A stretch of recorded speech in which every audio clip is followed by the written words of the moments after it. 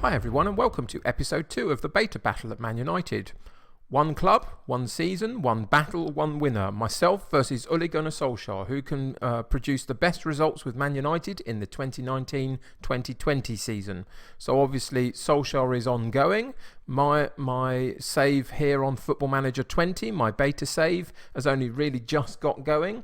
But all things considered, I think it's going very, very well. We had a really good set of friendly fixtures, won most of them other than a draw against Milan. Then since we've dropped into the Premier League, you can see that we've got 5 wins in a row. I guess the only really big side in there was Arsenal, but we still beat them, which is positive. We were supposed to play West Ham today in the Premier League, but that match has been rearranged because of cup fixtures being placed in the schedule. So instead, we're going to play our Euro Cup Group A match against Kobenhavn. It's our first of the European games. You can see that we've actually got a very, very good draw. I would suggest that Kobenhavn are probably the hardest team that we've got. We've got Wolfsberger, who I believe are from Austria. Yep, they're from Austria. And then we've got Maribor also, who are from Slovenia. Obviously, Kobenhavn being our toughest opponent is a good place to start. So that's going to be the game for today. In terms of anything else to tell you, there isn't a great deal in terms of the transfer window had closed last time we were together, so nothing has changed there. We've picked up a couple of knocks, unfortunately, a couple of injuries. If we go into our squad page, the two injuries are Phil Jones and Paul Pogba, both out for currently about 3 weeks, which is unfortunate, just because it doesn't mean that we can have the full rotation of our squad that we've been doing. But you can see, if I change the view onto my selection info view, you can see that we've given everybody at least an opportunity to play, other than Phil Jones, who's been injured since the beginning of the season.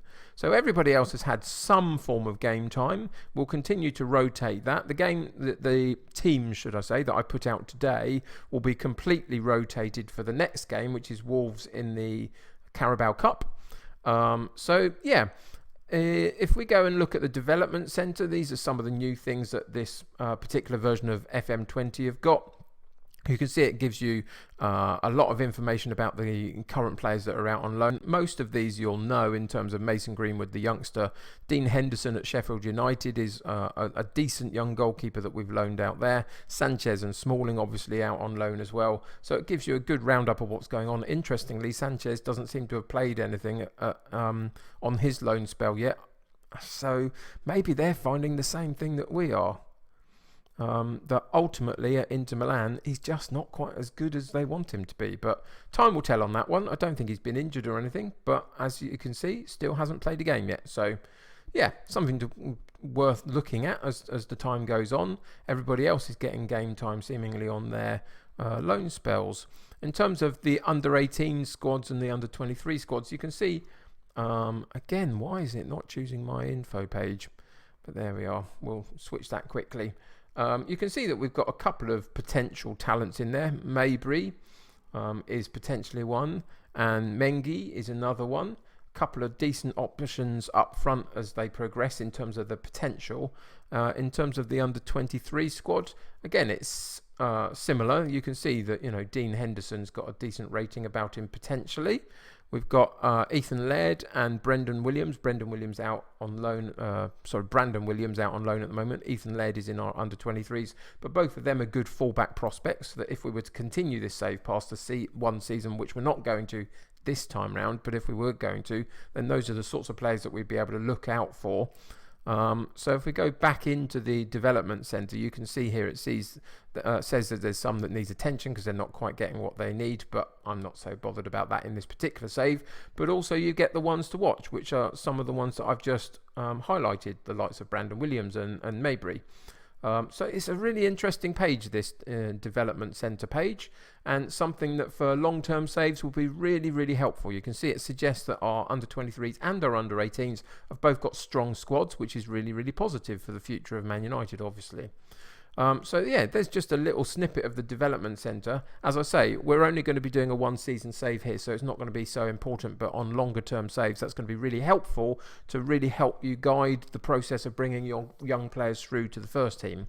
But that's for another day, another save, another type of series on my channel. So for now, that's where we'll leave the development centre. But in terms of today's team, we are going to pretty much go full strength in the Euro Cup. We want to get off to a good start as much as is possible. So other than the injured Paul Pogba, who obviously can't feature today, it's pretty much what I would consider at the moment my first team 11 other than Pogba. So it's De Gea in goal, Wan-Bissaka at right back, Shaw at left back, Lindelof and Maguire in central defence, the central midfield of Pereira, McTominay and Cook, Lingard on the right, Rashford on the left and Dembele up front. We've got Tuanzebe on the bench with Dalot, Chowdhury, Fred, Bowen, James and Martial. Obviously, the rest are being rested and will play in the next game in the Carabao Cup against Wolves. So that's all I really need to tell you about today. You can see that people are performing pretty well because we're consistent in our victories at the moment. So there's some good ratings going around and some, a few more goals I'd quite like, especially from Dembele, who hasn't quite got going yet. But we'll see whether he can get any today. So let's get into today's game and see what happens. So it looks like that Kobenhavn will be playing a fairly defensive formation, a block of 4 at the back, a block of 4 in midfield with that holding player as well. One up front, Nicholas Bentner, who we'll all know if you follow English football from his time at Arsenal.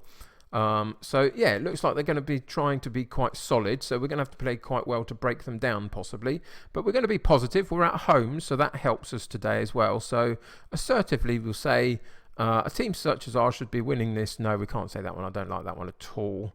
Let's give these fans a performance they're expecting of us. That's the one I want to give. Nothing particularly noted from the players just at this point, but that's okay.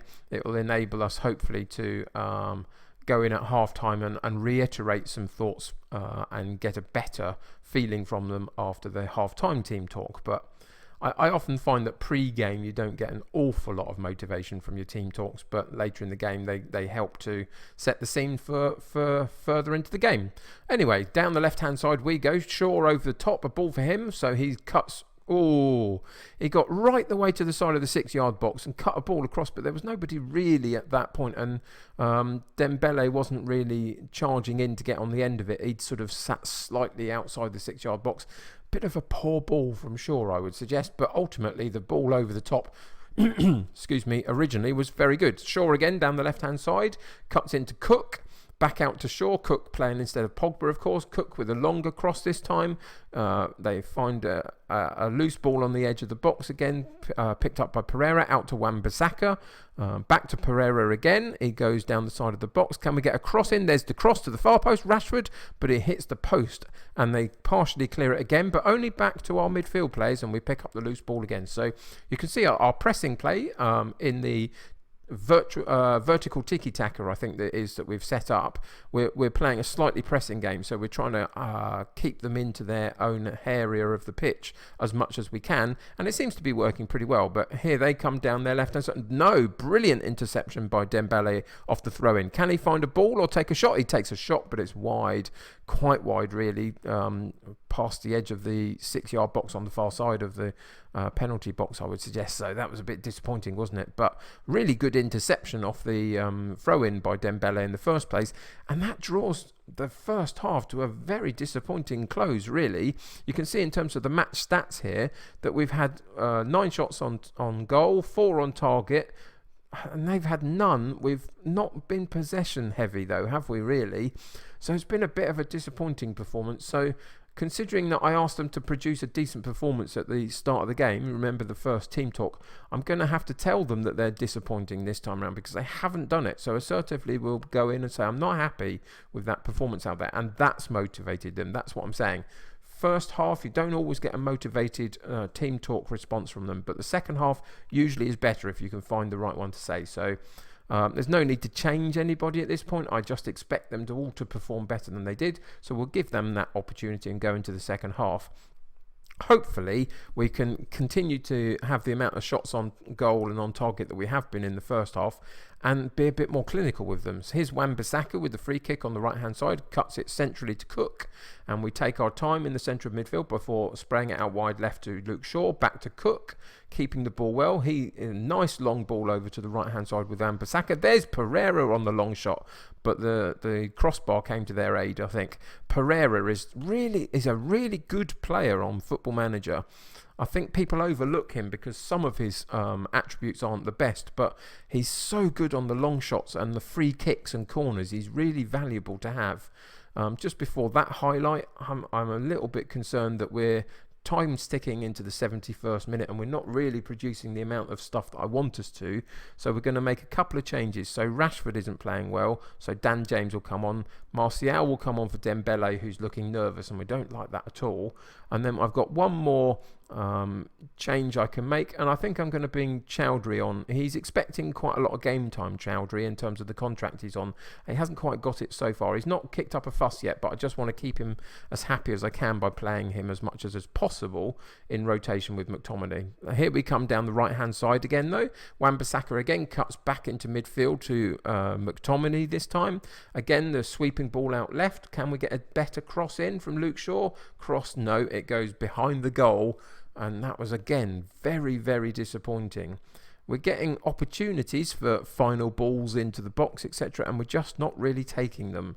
And I'm a bit concerned about that moving forward. I think you take Pogba out of this side and it lacks something a little bit, obviously, but that's the nature of the beast. He is one of our better players, and there you go.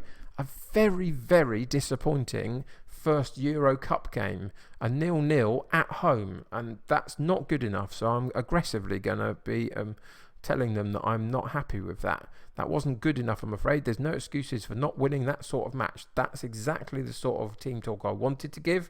It got a very, very positive response from them. And hopefully that will help us moving forward to sort of focus a little bit more on what we want to achieve. Let's go through the news feed a little bit. We failed to make chances pay. See, we created the chances and didn't get the goals that our chances really deserved. Bonuses paid out. I'm not sure they really deserved it for that particular performance. We receive a bit of money as well. And that's where we'll leave this particular episode, unfortunately. What I would say is that it's still early days, and if we go into our tactics page, you can see that relationships are not quite building yet, the green lines between team members to say that they're performing well together. It's a fairly new setup. So obviously Shaw and Rashford have played together for the last couple of seasons down that left-hand side in reality for United, so that's why they've already got theirs sorted, but everybody else needs to build theirs up a little bit, and that's going to help us in the coming months. Having said that, of course, we're still undefeated. So, we've got to take the positives where we can find them. So the next game that we're going to come back for the next episode will be the Chelsea game.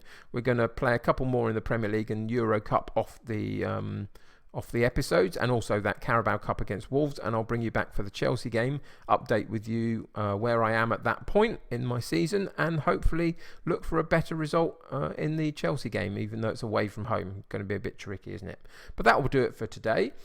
If you're enjoying the series so far, why not subscribe to the channel? It helps keep up to date with the videos. If you enjoyed this particular video, this episode, why not chuck a like on it for me and help me get seen by other people and help me grow my channel, which is, after all, what I'm really trying to do. But if you're playing Football Manager 20 yourself, let me know how you're getting on, what you like and don't like about the new game, and how you're finding your beta save. But until next time, take care of yourselves. I will see you soon, and bye for now.